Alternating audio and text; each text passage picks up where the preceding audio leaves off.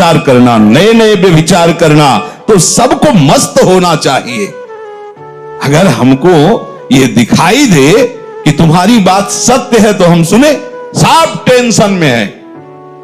कोई भी प्रभु को साक्षी करके बोले कि भजन के बिना किसी का हृदय शांत हो गया है, तो मुझे एक भी व्यक्ति विश्व में नहीं, महापुरुषों ने देखा है अपनी दिव्य दृष्टि से।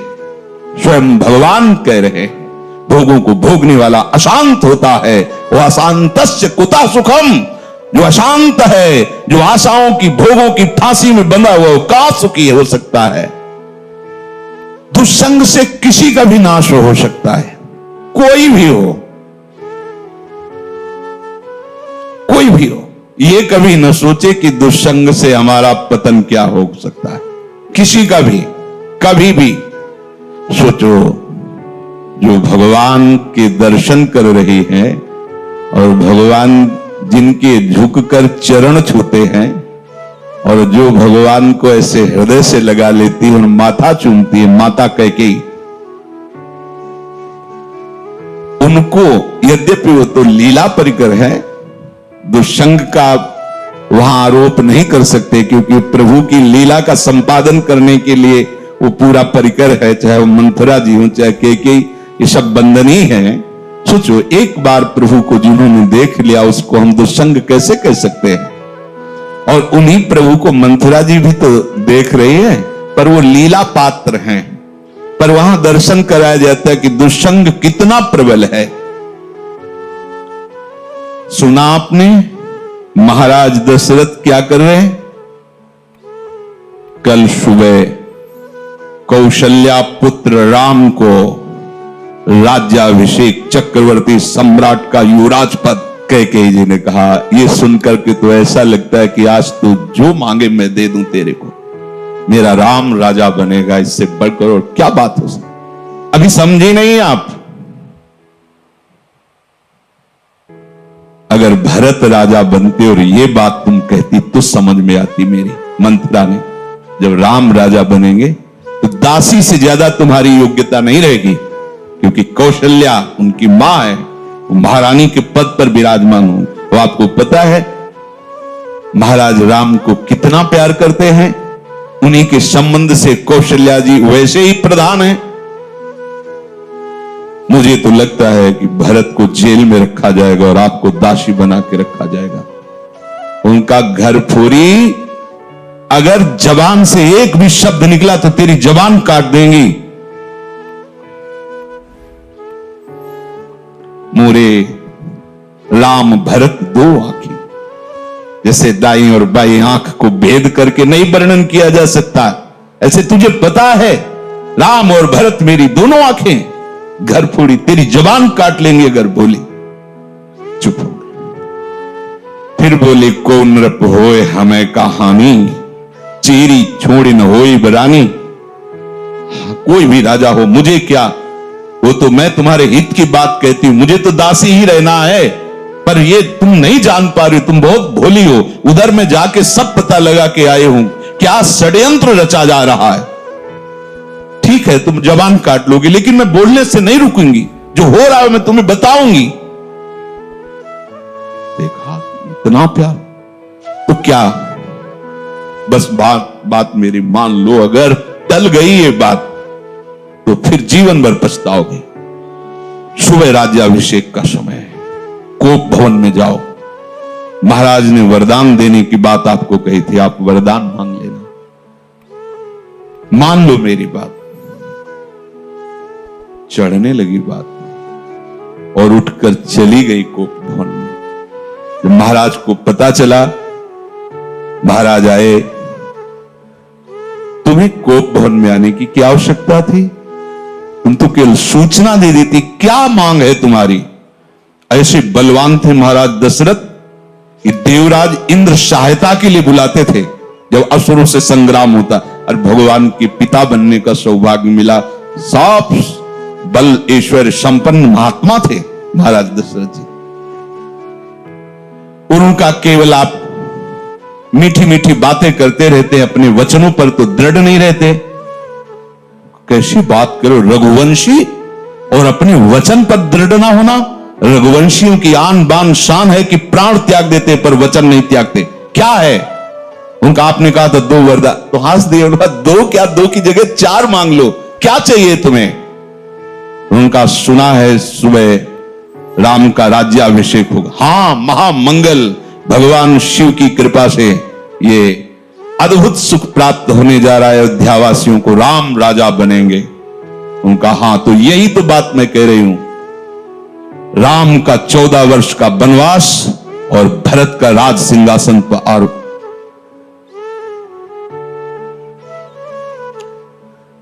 महाराज सोच भी नहीं सकते थे, ऐसी अवाक रहे। ये क्या?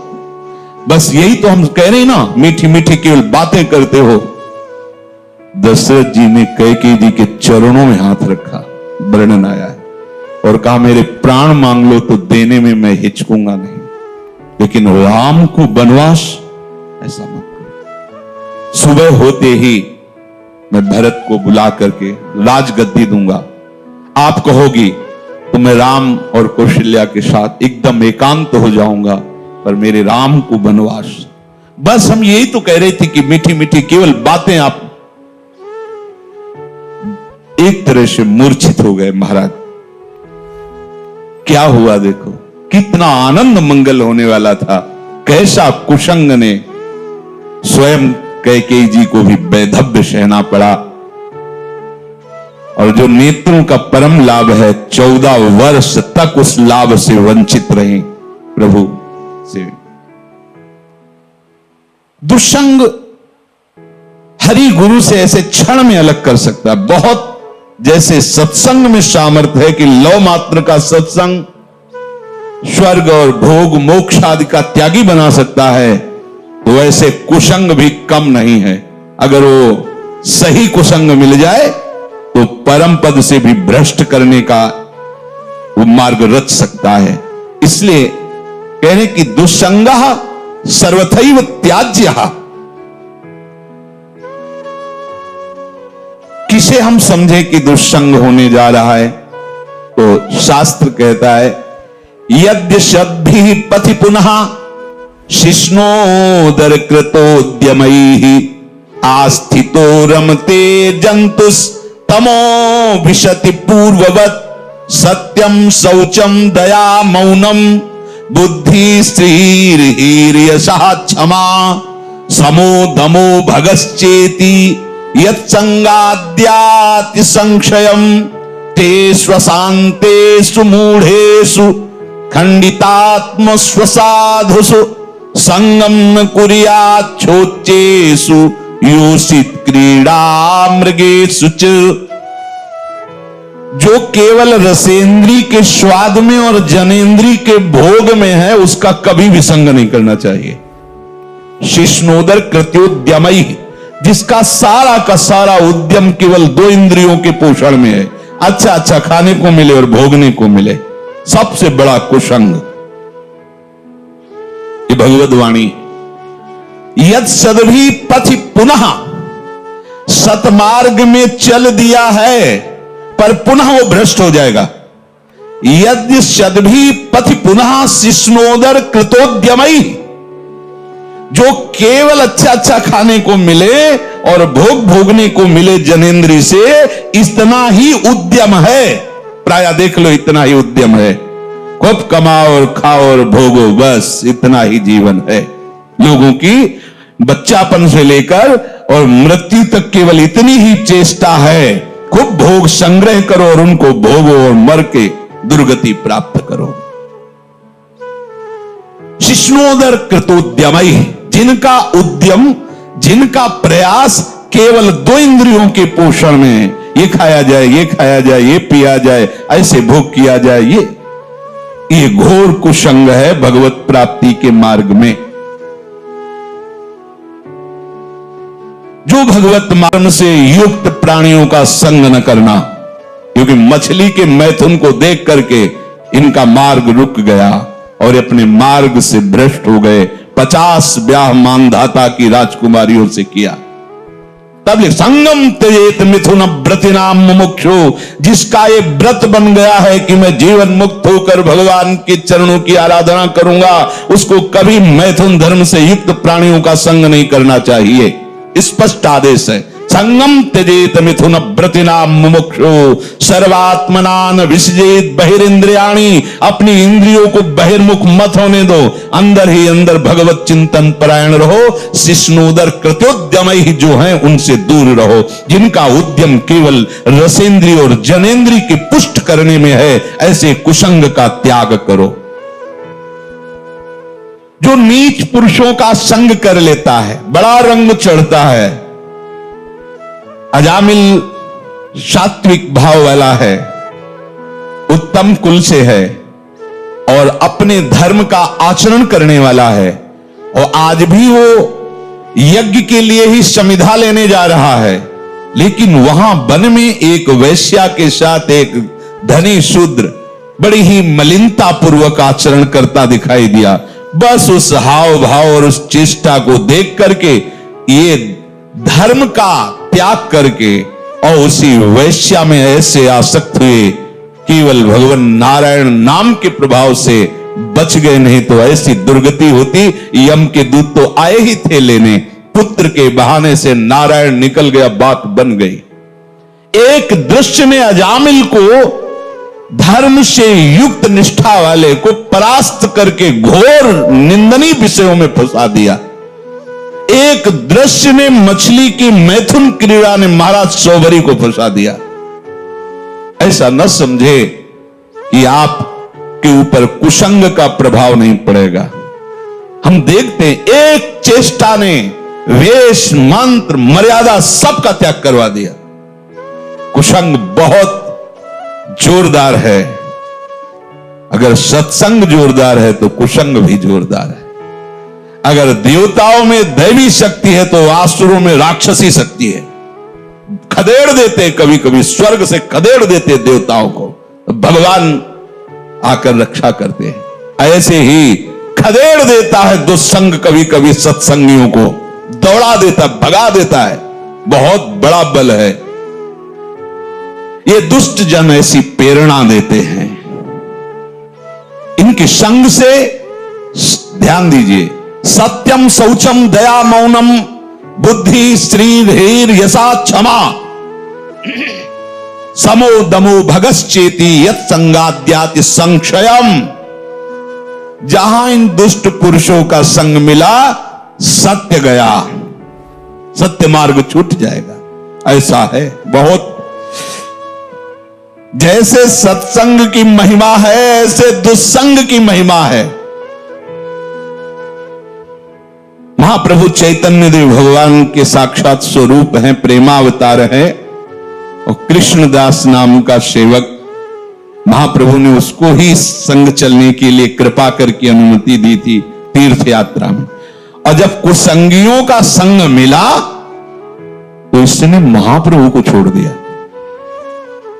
महाप्रभु ने अपने तेज बल से उसकी रक्षा की, भगवत तेज बल से, नहीं तो वो उनके पक्ष में हो गया था और वो महाप्रभु के ऊपर भी प्रहार करने तक के लिए उद्यत हो गए थे, और भगवत तेज से रक्षा की उसकी। तब समझ में आता है कि भगवान के पास से भी कुसंग घसीट सकता है। अगर कुसंगियों की बातें सुनी जाए, कुसंगियों की बात का अगर श्रवणेन्द्रिय के द्वारा हृदय में पहुंचने का अवसर मिल जाए, तो भगवान के पास से भी दूर कर सकता है। देख लो, महाप्रभु में और प्रभु में कोई अंतर नहीं, प्रभु से बढ़कर महाप्रभु है। प्रभु के होते हुए भी उनसे प्रेम नहीं हुआ, और महाप्रभु के दर्शन मात्र से श्री कृष्ण प्रेम होना, ऐसा आचार्यों ने, महापुरुषों ने गाया है। पावत ही तिनको दरस उपजय भजनानंद, बिन ही श्रम छुट जाए सब, जे माया के फंद गौड़ देश सब उद्धर प्रगट कृष्ण चैतन्य, तैसे ही नित्यानंद हूं रस में भय अनंत। दर्शन क्या वो उच्छिष्ट पाता था, महाप्रभु के साथ चलता था, पर कुसंग कितना भारी। ओहो, जब भरत जी ने सुना कि मेरे प्राणाराध्य भगवान को वनवास मेरी मां के वचनों से हुआ, मेरे परम कृपालु परम प्रेमी पिता का शरीर त्याग मेरी मां के वचनों से हुआ। तो जे ही ननिहाल से आए तो दौड़ कर कैकेयी मां मिलने के लिए आई तो रोक दिया, और शब्द जो बोला वो बहुत ही कठोर बोला, पापिनी, आज के बाद तेरा कभी भरत मुख नहीं देखेगा। 14 वर्ष व्यतीत होने के बाद जब प्रभु पधारे तो सबसे पहले कैकेयी मां के पास गए। बड़े करुणा में मर्यादा पुरुषोत्तम हृदय से लिपट कर कैकेयी जी रोई और कहा, बेटा एक इच्छा है, जब से ये लीला हुई तब से आज तक भरत ने कभी मां नहीं, तुम आदेश करोगे तो एक बार वो मां कह देगी तो मेरा हृदय जो जल रहा है शांत, एक बार केवल मां कह दे। प्रभु कुछ बोल नहीं पाए, विचार किया। भरत जैसे महाभागवत एक बार जो निश्चय कर ले उसे टाला नहीं जा सकता, और भरत मेरी आज्ञा को नहीं टाल सकता। अब ऐसी परिस्थिति में निश्चित वो प्राण त्याग देगा। अगर हमने कहा कि कैकेयी जी को मां बोल दो तो मेरी आज्ञा उल्लंघन नहीं करेगा, और निश्चय इतना प्रबल है इसलिए दोनों बातों की रक्षा के लिए प्राण त्याग देगा। दूसरे भगवान ने कहा ही नहीं, जीवन में कभी मां नहीं कहा। साष्टांग प्रणाम करके हाथ जोड़कर ग्रीवा झुकाकर खड़े होते थे प्रहलाद जी हिरण्यकश्यप के सामने। जब उसने भगवान श्री हरि की निंदा की तो दैत्यराज कह के संबोधन किया, पिताश्री कह के संबोधन नहीं किया।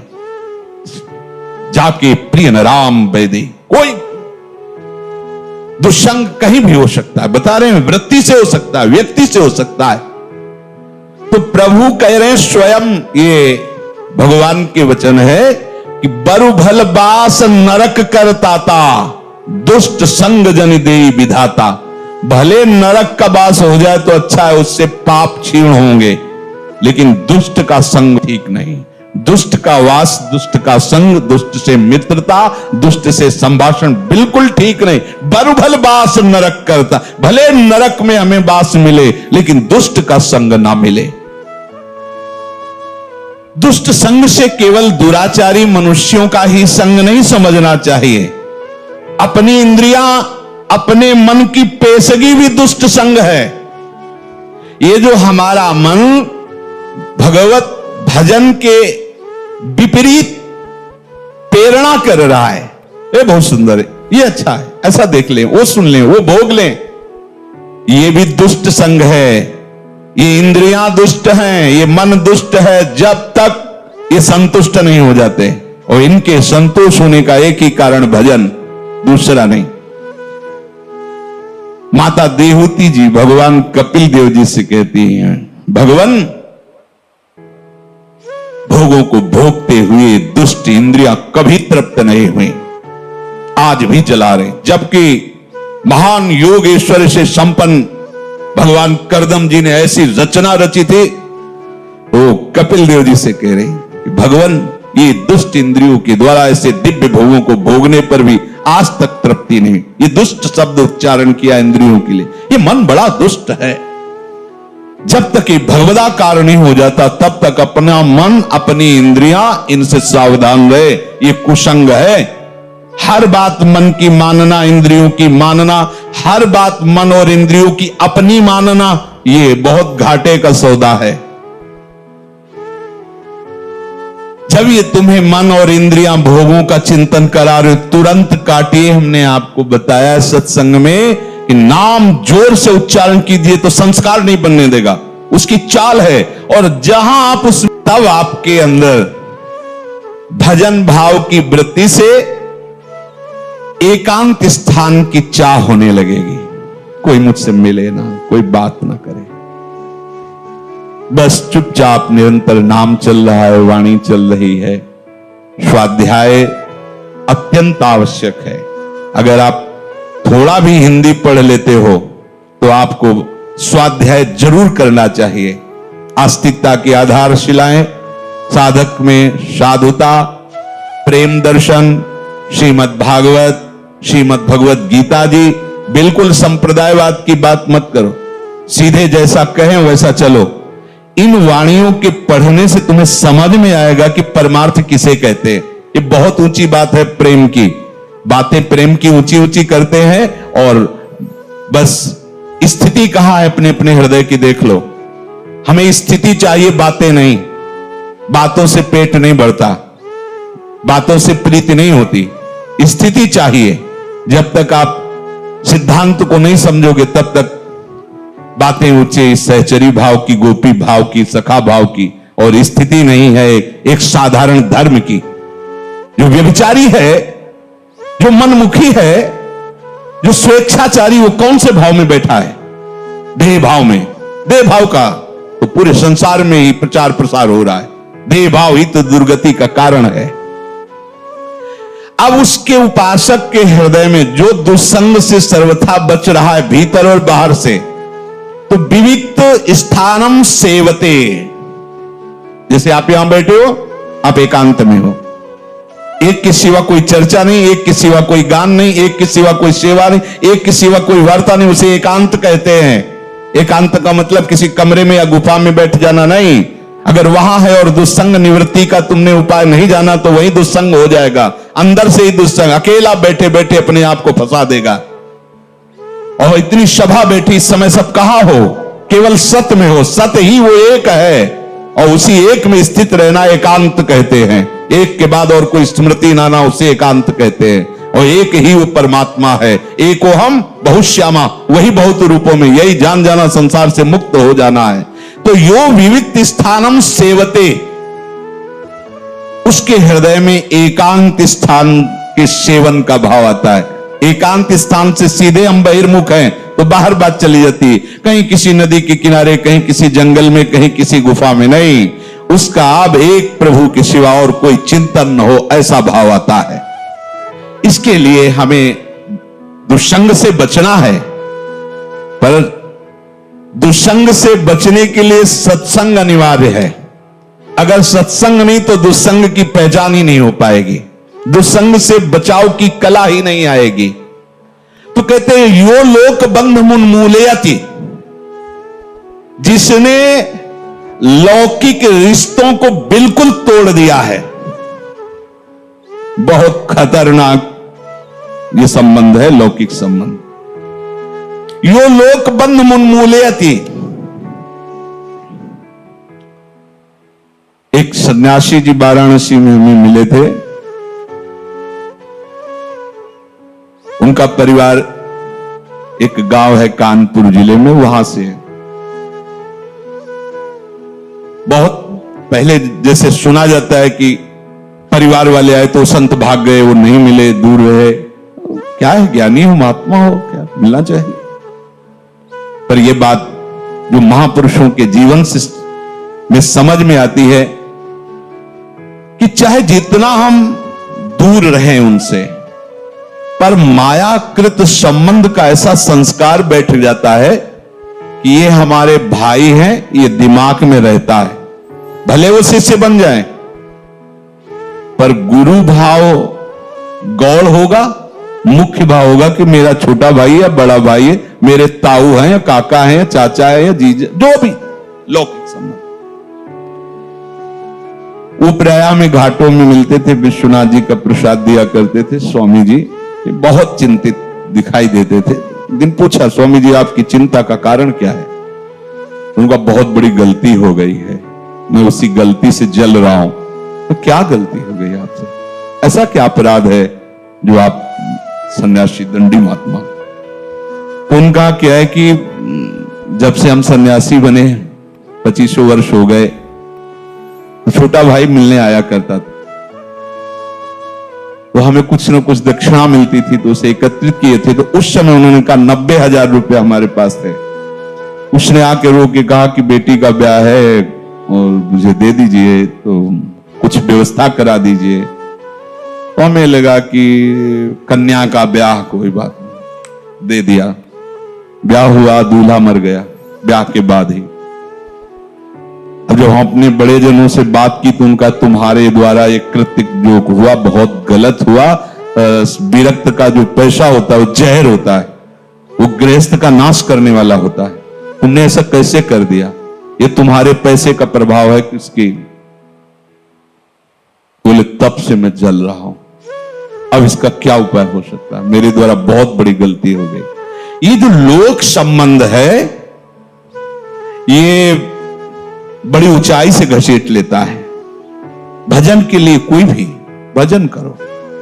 पुराने गंगा किनारे आश्रमों में जो संत जन रहते थे, हमने देखा कि उनके जब घर के लोग मिलने के लिए आते तो ऐसे बाहर आकर के बुर्गुज होते हैं ना गंगा के किनारे से, घाट के जो ऐसे चबूतरा, उनमें बैठ जाते ऐसे और कहते कि देखो भाई हमारे यहां कुटिया का गुड़ भी मत खाना, क्योंकि गांव में गुड़ ही आदि ही रहता, गुड़ भी मत खाना, जो लाए हो पाना गंगा जल पीना, चले जाना।